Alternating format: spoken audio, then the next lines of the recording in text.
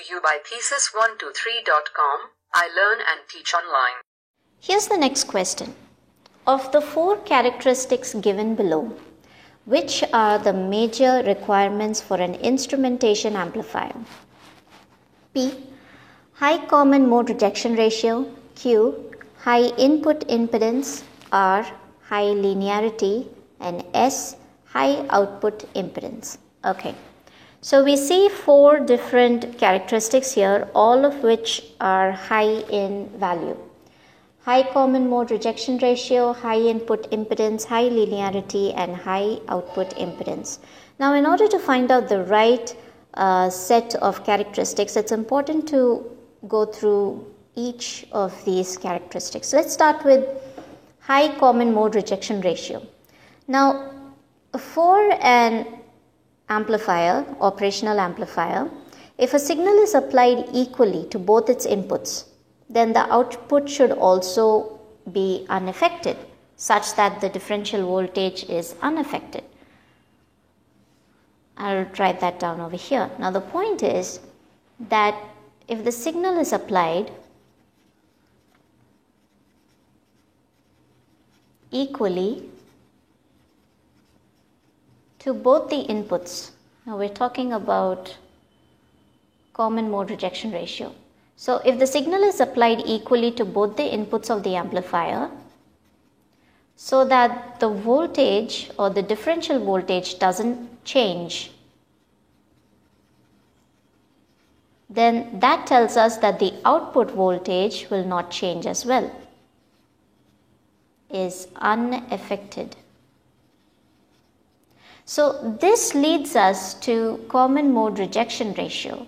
So in common mode, what happens is that the changes in the voltage will produce change in the output. And CMRR, common mode rejection ratio, also known as CMRR, is the ratio of, I think I'll write that here, CMRR. It is the ratio of common mode gain to differential mode gain. And in order for the instrumentation amplifier to work at its optimum, we require high CMRR. So that is very important. CMRR must be high. So P is a yes. An instrumentation amplifier requires high common mode rejection ratio. So next is high input impedance. Now, an instrumentation amplifier is a type of differential amplifier, and a differential amplifier will have input buffer amplifiers. Now those buffer amplifiers, they provide high input impedance. So for a good instrumentation amplifier, high input impedance is very important. Now if we have high input impedance, we require low output impedance. Now that is important as well. This is a desirable characteristic of an amplifier. If we have high input impedance, then there must be low output impedance, because if we have high output impedance, what happens is that the voltage at the output becomes almost equal to 0, and that's bad. We need an amplification. So the basic concept of an amplifier is to amplify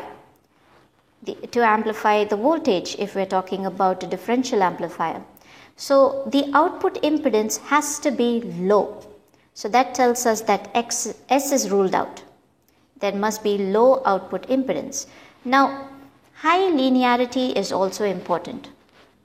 Now, linearity is a property or a function which talks about the ability to be graphed as a straight line.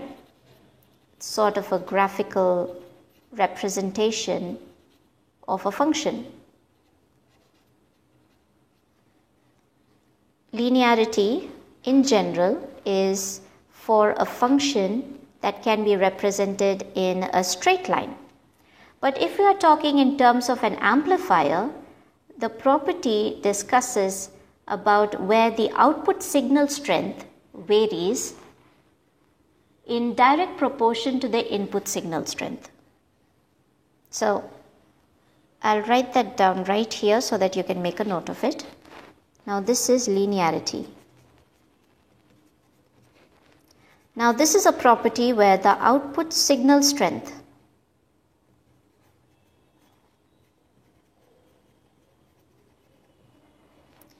varies in direct proportion to the input signal strength.